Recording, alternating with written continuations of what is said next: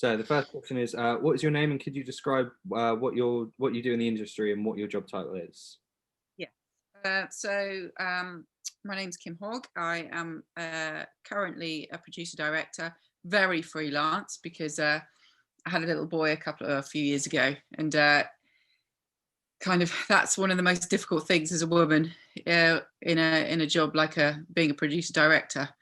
It's very hard, particularly if you don't live in London as well, to balance a family life. So I've done very little in the last few years, but I've done bits and bobs.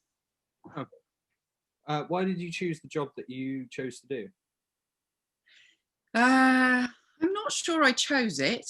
It kind of happened. I always had an interest in that sort of thing. My A levels had been English, media studies, theatre studies. My degree was English and drama, but it was never a sort of long thought out process that I was going to go into television. It kind of happened to me.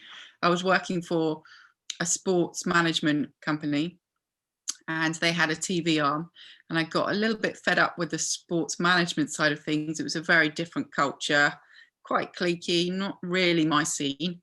And I moved sideways into the TV arm and started off kind of temping, actually being a personal assistant, then became a production secretary on a sports magazine show, then became a production assistant, then I became a production coordinator, and then it's kind of spiraled from there. I went into research, and then became an AP, and then I became a producer director. So it was a long process, but it was pretty straightforward. Once I got my rung on the first rung of the ladder, it was pretty straightforward. Yeah. With regards to work experience, how important do you think it is for people of, say, my generation, where work experience and doing all these things to get to a job, how important would you say that is now? I think it's really important, actually. Also because in an industry like television that's multifaceted, there's so many things you could be doing.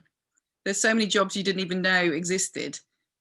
So work experience gives you a chance to actually see those jobs for what they really are. There might be something that you thought you might want to do, and then when you're actually there on the ground in that situation, you might think, I really don't fancy this. But then, oh, that looks like an interesting role over there. And kind of that's sort of what happened to me. You know, I never expected that I was going to become a PD, but I like the lay of the land. I like the way it looked, and obviously didn't like the financial side of TV. So that's the best way of really seeing the job for what it really is, or whatever job within the industry you fancy doing.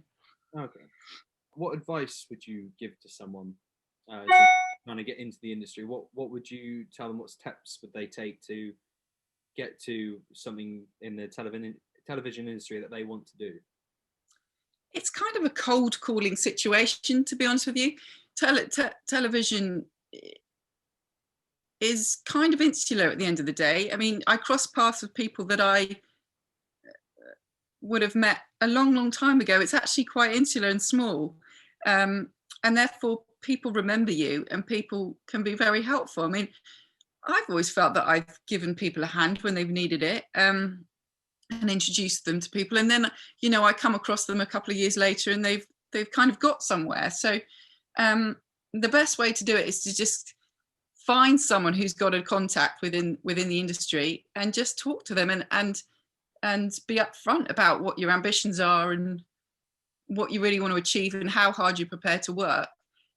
And there's not many people who would refuse an opportunity like that. And you know, productions are always after help, particularly cheap or free help. So in that way, it's an easy industry to get into. You just got to show willing, as I said before. Okay, brilliant. So what would you say is the most enjoyable part about working in the television industry? It's so different. Every project that you do is different in some way. You get to travel. You may get to travel. I mean, one project I worked on, which was like a 4-month project, I think I took 14 flights. One was to Australia, one was to Sicily, one was to Italy. It was just incredible. It was an amazing opportunity. So you get to travel, so that's great. And like I say, it's always different and it's fun and it's kind of a sexy job, but sometimes it's not at all sexy job. But you know, the reaction that you get from people when they say, "What do you do?" and you say, "I work in television," it never ceases to capture people's imagination. They love to hear about it, and that kind of gives you a buzz. It's like I say, it's not always like that. The reality is that it's incredibly stressful at times. There's a bit of bullying sometimes. You have to have a thick skin, but it always gives you a buzz.